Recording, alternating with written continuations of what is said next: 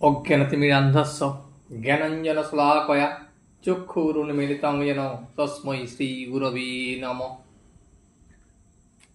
ওম স্থাপকায়শ্চ ধর্মস্য সর্বধর্মস্বরূপিণে অবতারবরিষ্ঠায় রামকৃষ্ণায় তে নমঃ। ঠাকুর, মা ও স্বামীজির চরণে শতকোটি প্রণাম।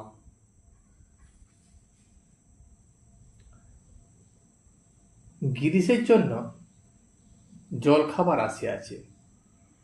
ফাগুর দোকানে গরম কচুরি, লুচি ও আরো অন্যান্য মিষ্টান্ন। ফাগুর দোকানটি বরাহনগরে। ঠাকুর নিজে সেই সমস্ত খাবার সম্মুখে রাখাইয়া প্রসাদ করিয়া দিলেন।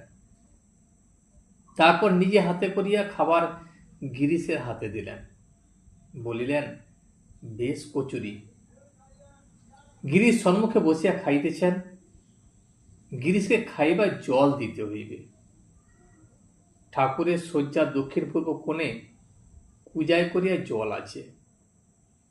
গ্রীষ্মকাল, বৈশাখ মাস। ঠাকুর বলিলেন, এখানে বেশ জল আছে।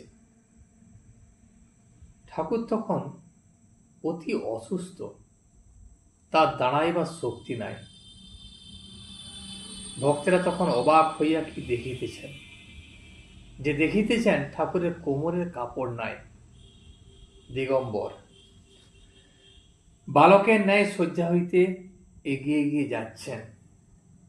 নিজে জল গড়াইয়া দিবেন। ভক্তদের নিঃশ্বাস বায়ু যেন স্থির হইয়া গিয়াছে। ঠাকুর শ্রী রামকৃষ্ণ জল গড়াইলেন। গেলাস হইতে একটু জল হাতে লইয়া দেখিতেছেন ঠান্ডা কিনা। আবার দেখিতেছেন জল তত ঠান্ডা নয়।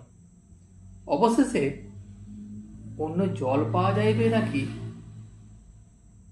তা বুঝিয়া অনিচ্ছা সত্ত্বেও ওই জলই দিলেন।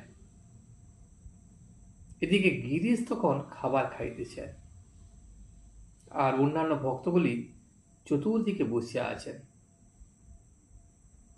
মণি ঠাকুরকে পাখা করিতেছেন। গিরিশ ঠাকুরকে বললেন, দেবেনবাবু সংসার ত্যাগ করবেন। ঠাকুর সর্বদা কথা কইতে পারেন না, তার বড় কষ্ট হয়।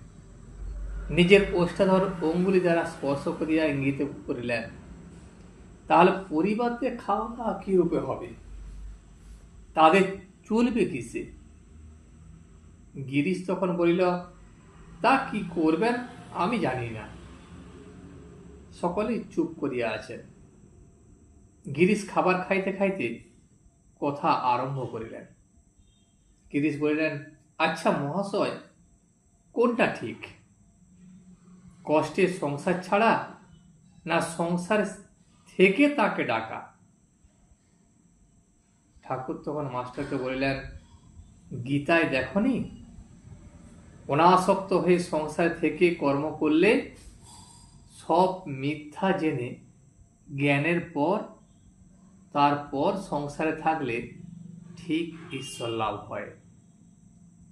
যারা কষ্টে ছাড়ে তারা হীন লোকের থাক। সংসারিক জ্ঞানী কিরকম জানো? যেমন সার্সির ঘরে কেউ আছে, ভিতর বার দুই দেখতে পায়। আবার সকালে চুপ করিয়া আছেন।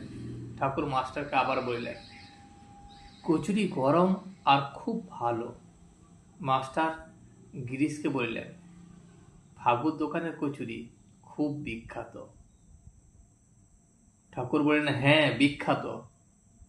গিরিশ তখন খাইতে খাইতে হাসিয়া বললেন, বেশ কচুরি। ঠাকুর আবার বলিলেন, লুচি থাক, কচুরি খাও। কচুরি কিন্তু রজগুণের। গিরিশ খাইতে খাইতে আবার কথা তুলিলেন। গিরিশ ঠাকুরকে বলিলেন, আচ্ছা মহাশয়, মনটা এত উঁচু আছে আবার নিচু হয় কেন? ঠাকুর শ্রীরামকৃষ্ণ বললেন, সংসারে থাকতে গেলেই ওরকম হয়, কখনো উঁচু আবার কখনো নিচু।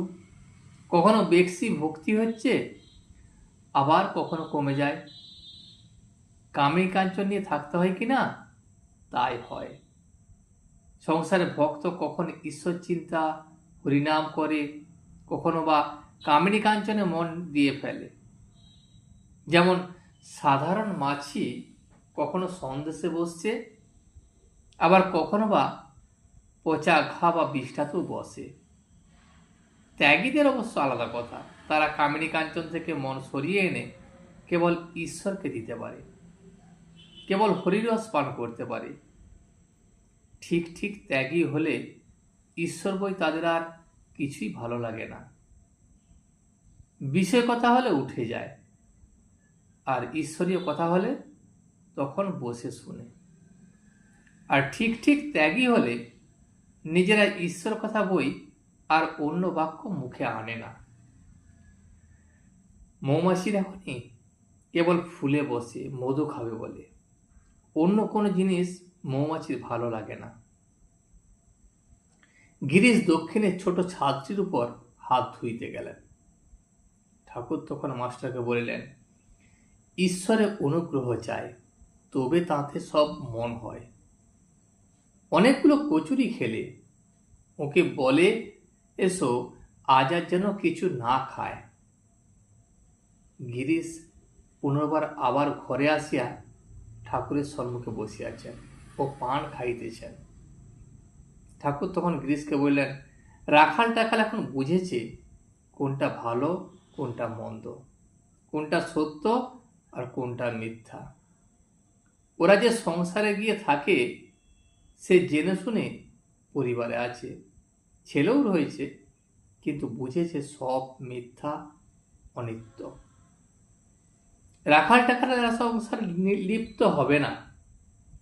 যেমন পাঁকাল মাছ, পাঁকের ভিতর বাস, কিন্তু গায়ে পাঁকের দাগটি পর্যন্ত নয়। তখন গিরিশ বলিল, মহাশয়, ওসব আমি বুঝি না। মনে করলে সবাইকে নির্লিপ্ত আর শুদ্ধ করে দিতে পারেন, কিন্তু সংসারে কি ত্যাগী সবাইকে ভালো করে দিতে পারেন? মলয়ের হাওয়া বইলে আমি বলি সব চন্দন কাঠ হয়। ঠাকুর তখন বললেন, সার না থাকলে চন্দন হয় না। শিমুল আরো কয়টি গাছ, এরা কখনো চন্দন হয় না। গিরিশ তখন বলল, তা শুনি না। ঠাকুর আবার বলিলেন, আইনে এরূপ আছে। গিরিশ বলিল, আপনার সব বেআইনি। ভক্তেরা অবাক হইয়া শুনিতেছেন। মনির হাতের পাখা এক একবার স্থির হইয়া যাইতেছে। ঠাকুর তখন বললেন, হ্যাঁ, তা হতে পারে। ভক্তির নদী যখন ওদলায়, সে ওদলালে ডাঙায় এক বাঁশ জল হয়। আর যখন ভক্তি উন্মাদ হয়, তখন বেদবিধি মানে না, দুর্বাতলে তা বাছে না, যা হাতে আসে তাই লয়। তুলসী তোলে পড় করে ডাল ভাঙে। আহা, তখন কি অবস্থায় গেছে। মাস্টারকে বললেন, ভক্তি হলে আর কিছুই চাই না। মাস্টার বললেন, আজ্ঞে হ্যাঁ। ঠাকুর তখন বলিলেন, একটা ভাব আশ্রয় করতে হয়। রামাবতারে শান্ত, দাস্য, বাৎসল্য, সখ্য পক্ষ, আবার কৃষ্ণাবতারে ওসবও ছিল, আবার মধুর ভাব। শ্রীমতীর মধুর ভাব ছেনালি আছে, আর সীতার শুদ্ধ সতীত্ব ছেনালি নাই। তাঁরই লীলা যখন যে ভাব। বিজয়ের সঙ্গে দক্ষিণেশ্বরে কালীবাড়িতে একটি পাগলের মতো স্ত্রীলোক ঠাকুরকে গান শুনাইতে যাইত। শ্যামা বিষয়ক গান ও ব্রহ্মসঙ্গীত। সকলে তাকে পাগলি বলে। সে কাশীপুরের বাগানেও সর্বদা আসে ও ঠাকুরের কাছে যাবার জন্য বড় উপদ্রব করে। ভক্তদের সেই জন্য সর্বদা ব্যস্ত থাকতে হয়। ঠাকুর গিরিশ এবং অন্যান্য ভক্তদের বললেন, পাগলির খুব মধুর ভাব। দক্ষিণেশ্বরে একদিন গিয়েছিল, হঠাৎ কান্না। তো আমি জিজ্ঞাসা করলাম, কেন কাঁদছিস? তা সে বলে, মাথা ব্যথা করছে। আরেকদিন গেছিল, আমি খেতে বসেছি, হঠাৎ বলছে দয়া করলেন না। আমি উদার বুদ্ধিতে খাচ্ছি, তারপর বলছে মনে ঠেললেন কেন? জিজ্ঞাসা করলো তোর কি ভাব? তা সে বললে মধুর ভাব। আমি তাকে বললাম আরে আমার যে মাতৃজনী, আমার যে সব মেয়েরা মা হয়। তখন বলে তা আমি জানি না। তখন রামলালকে ডাকলাম, বললাম ওরে রামলাল, কি মনে ঠেলাঠেলি করছে বলছে শোন দেখি। ওর এখনো সেই ভাব আছে। গিরিশ বলল সে পাগলি ধন্যা, পাগল হোক আর ভক্তদের কাছে মারি খাক, আপনাকে তো অষ্টপ্রহর চিন্তা করছে, সে যে ভাবেই করুক, তখন কখনো মন্দ হবে না। মহাশয় কি বলবো, আপনাকে চিন্তা করে আমি কি ছিলাম, কি হয়েছি। আগে আলস্য ছিল, এখন সে আলস্য ঈশ্বরে নির্ভর হয়ে দাঁড়িয়েছে। পাপ ছিল, তাই এখন নিরহংকার হয়েছি। আর কি বলবো। ভক্তেরা চুপ করিয়া আছেন। রাখাল পাগলির কথা উল্লেখ করিয়া দুঃখ করিতেছেন। বললেন দুঃখ হয়, সে উপদ্রব করে আর তার জন্য অনেক কষ্টও পায়। নিরঞ্জন রাখালকে বলিল তোর মা গেছে তাই তোর মন কেমন করে, আমরা তাকে বলিদান দিতে পারি। রাখাল বিরক্ত হলো, বলল কি বাহাদুরি, ওর সামনে ওইসব কথা। ঠাকুর তখন গিরিশকে বলল কামিনী কাঞ্চনী সংসার, অনেকে টাকা গায়ের রক্ত মনে করে, কিন্তু টাকাকে বেশি যত্ন করলে একদিন হয়তো সব বেরিয়ে যায়। আমাদের দেশে মাঠে আল বাঁধে, আল জানো, যারা খুব যত্ন করে চারিদিকে আল দেয় তাদের আল জলের তোড়ে ভেঙে যায়, আর যারা একদিক খুলে ঘাসের চাপড়া দিয়ে রাখে তাদের কেমন পলি পড়ে, কত ধান হয়। যারা টাকার সদ্ব্যবহার করে, ঠাকুর সেবা সাধু ভক্তের সেবা করে, দান করে, তাদেরই কাজ হয়, তাদেরই ফসল হয়। আমি ডাক্তার কবিরাজের জিনিস খেতে পারি না। যারা লোকের কষ্ট থেকে টাকা রোজগার করে ওদের ধন যেন রক্তপুঞ্জ।